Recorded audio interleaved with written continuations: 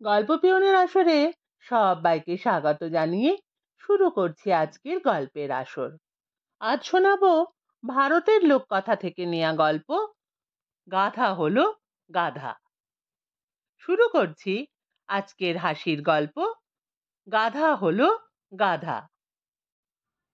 এক গ্রামে থাকতো এক মৌলবি। শুয়ে বসে 5 বার নামাজ পড়েও তার দিন কাটে না। বউ সব সময় বকাবকি করে, বলে একটা পাঠশালাও তো খুললে পারো, তাতেও তবু একটা কাজ হয়। শেষ পর্যন্ত বউয়ের মুখ ঝামটানির জ্বালায় অতিষ্ঠ হয়েই একদিন বাড়ির দাওয়ায় শুরু করে দিল পাঠশালা। আশপাশের গ্রাম থেকে গুটি কতক ছাত্রও জুটে গেল। বাচ্চাগুলো সারা সকাল খেলে বেড়ায়, তার চেয়ে পাঠশালায় গেলে যদি বন্ধ থাকে তবুও ভালো। এই ভেবে বাবা মায়েরাও ছেলেদের পাঠাতে লাগলো মৌলবীর কাছে। যাই হোক, কয়েকদিনের মধ্যেই জমে উঠল পাঠশালা। কিছু ছেলে বেশ মন দিয়েই লেখাপড়া করে, কিন্তু বেশিরভাগই বড় দুষ্টু। রেগে গিয়ে একদিন মৌলবী তাদের বলল, জানিস আমি কে? আমি গাধা পিটিয়ে মানুষ বানাতে পারি, তাই তোদের কি করে শায়েস্তা করতে হয় ভালোই জানা আছে আমার। ঠিক এই সময় সেখান দিয়ে যাচ্ছিল এক ধোপা। তার পড়াশোনার বড় সাধ, তাই রোজ কাজে যাওয়ার সময় মৌলবীর পাঠশালায় একবার করে উঁকি দিয়ে যায়। সেদিনও সে এসে চুপি চুপি দাঁড়িয়েছে মৌলবীর বাড়ির জানলার ধারে, আর তখনই শুনতে পেল ওই কথাগুলো। ধোপার কোনো ছেলে মেয়ে ছিল না, কিন্তু অনেক গাধা ছিল। এই কথা শুনেই সে দৌড়ে বাড়ি গিয়ে বউকে ডেকে বলল, জানিস কি হয়েছে? বারে, তুমি না বললে কি করে জানবো? এক্ষুনি শুনে এলাম, ওই যে মৌলবী আছে না, ও গাধা থেকে মানুষ বানাতে পারে। হ্যাঁ, তাই নাকি?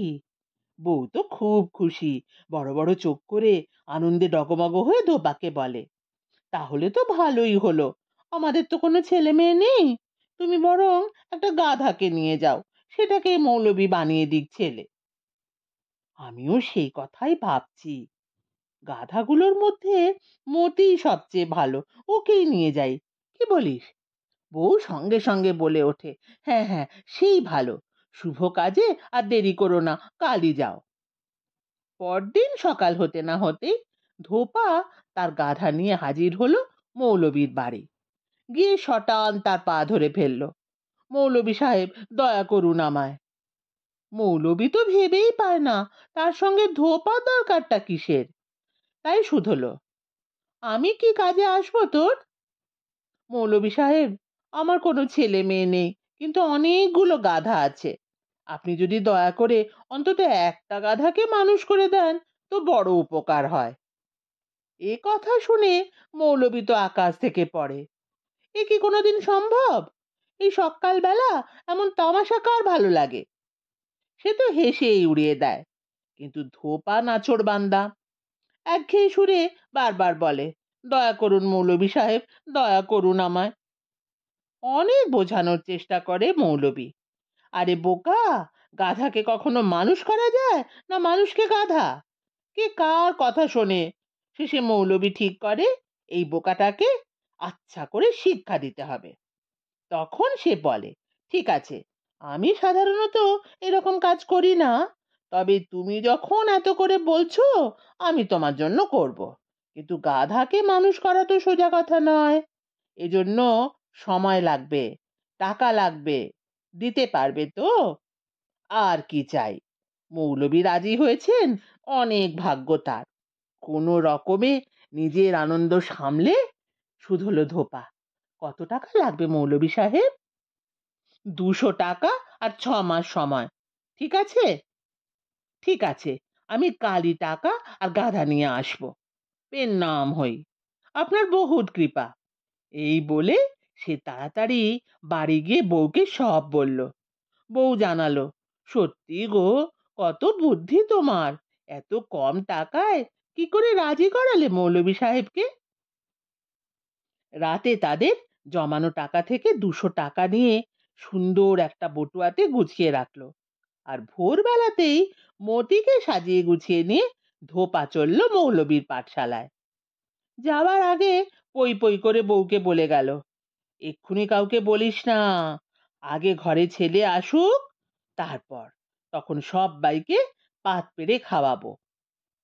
সকালবেলা দরজা খুলেই মৌলবী দেখে ঘরের দরজায় দাঁড়িয়ে আছে ধোপা। তার এক হাতে ধরা গাধার দড়ি, অন্য হাতে টাকার বটুয়া।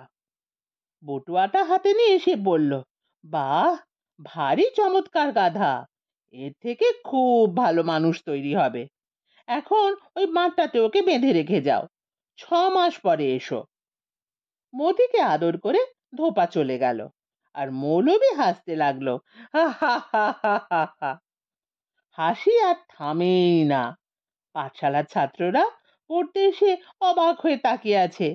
তাদেরই একজনকে মৌলবী বলল, হাঁ করে দেখছিস কি, গাধাটাকে জঙ্গলে ছেড়ে দিয়ে আয়। 6 মাস পর ধোপা দুরু দুরু বুকে গিয়ে দাঁড়ালো মৌলবীর বাড়ির দরজায়। তাকে দেখেই মৌলবী আদর করে পাশে বসিয়ে বলল, আরে, কোথায় ছিলে এতদিন? মাঝে মধ্যে খোঁজ খবর তো নিতে হয়।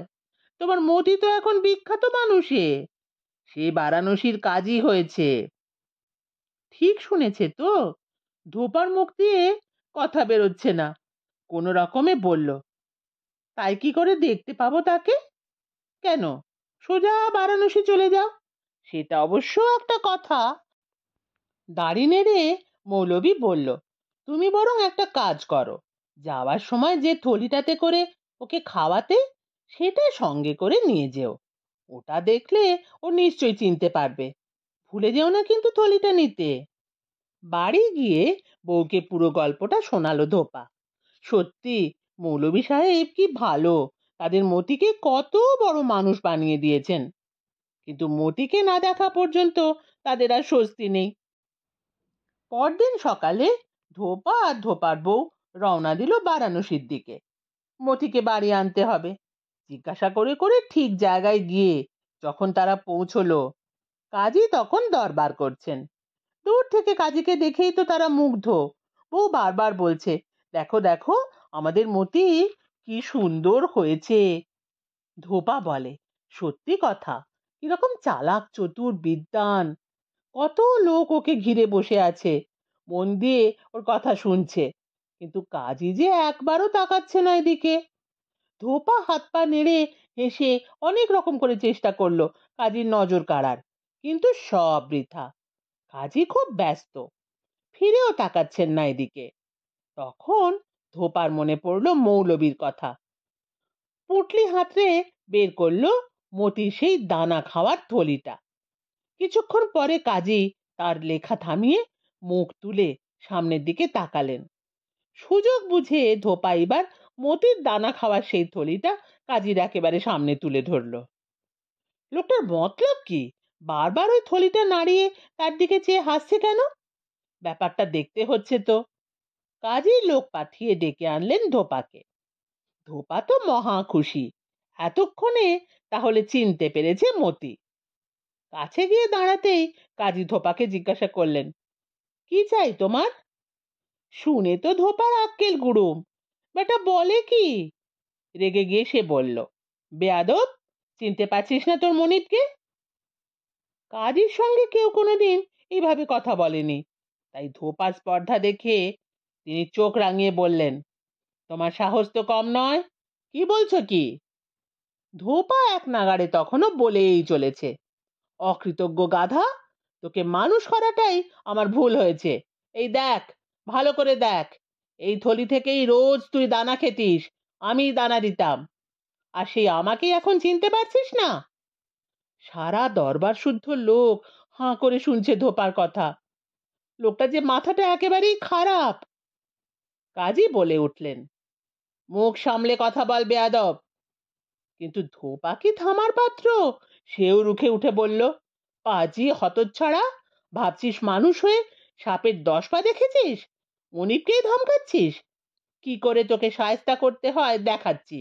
চল, আগে বাড়ি চল, দড়ি বেঁধে তোকে টানতে টানতে নিয়ে যাব বাড়িতে। কাজী এবার রেগে তার পেয়াদাদের হুকুম দিলেন, বেয়াদব বদমাইশটাকে ঘাড় ধাক্কা দিয়ে বাইরে বের করে দাও। লোকেরা তখন ধোপাকে মারতে মারতে বার করে দিচ্ছে। তখনও সে চিৎকার করে যাচ্ছে, দাঁড়া, তোর মজা আমি বের করছি। দেশে আইন কানুন বলে কি কিছু নেই? কাজীরও কাজী আছে, তোর বাড়াবাড়ি আমি সহ্য করব না। যাই হোক, পিটুনি খেয়ে বউকে সঙ্গে নিয়ে বাড়ি ফিরে এলো ধোপা। এসেই সে সোজা চলে গেল মৌলবীর বাড়ি। সব কথা বলে তাকে অনুরোধ করলো, মৌলবী সাহেব, দয়া করে আর একবার আমার উপকার করুন। ওই অলপ্পে কাজীকে আবার গাধা বানিয়ে দিন, তাতেই ও জব্দ হবে। গম্ভীর মুখে কিছুক্ষণ চিন্তা করে মৌলবী বলল, হুম, সব বুঝলাম, তোমার দুঃখ হওয়ারই কথা। পোষা জন্তু যদি মানুষ হয়ে যে এতদিন তাকে দানা পানি জোগালো তাকেই চিনতে না পারে তো কার ভালো লাগে? তার চেয়ে দুঃখ অপমানের আর কি হতে পারে? হ্যাঁ মৌলবী সাহেব, আপনি বলুন, এ অপমান কার সহ্য হয়? ঠিক আছে, কাল 200 টাকা দিয়ে যেও, আর 1 সপ্তাহ পরে এসে তোমার গাধাকে নিয়ে যেও। বেচারা ধোপা মুষড়ে পড়ে বলে, আরো 200 টাকা? তা তো লাগবেই। অত বড় কাজীকে গাধা বানানো কি যেমন তেমন কাজ? না চাইলে এনো না। না না না, আমি কালই দিয়ে যাব। ধোপা পরের দিন সকালেই টাকা দিয়ে গেল। রোজ দিন গোনে 1 সপ্তাহ হলেই শোধ তুলবে সে। এত সাহস মতির! তাকে চিনতে পারে না, যা তা বলে। ঠিক দিনেই ধোপা এলো মৌলবীর বাড়ি। ইতিমধ্যে জঙ্গল থেকে মতিকে ধরে এনে বাড়ির উঠোনে গাছের সঙ্গে দড়ি দিয়ে বেঁধে রেখেছে মৌলবী। তাকে দেখেই চিনতে পেরেছে ধোপা। মতির কান ধরে তাকে বলল ধোপা, কিরে, এবার নিশ্চয়ই চিনতে পারছিস? আর ভুল হবে না। মতি আদর করে পুরনো মনিবের হাতটা চেটে দিতে গেল। ধোপা তা গ্রাহ্য না করেই মারতে মারতে তাকে নিয়ে চলল বাড়ির দিকে। শুনছিলেন আজকের গল্প, গাধা হলো গাধা। কেমন লাগলো কমেন্ট করে জানাবেন। ফিরে আসছি আবার কোনো মজার গল্প নিয়ে।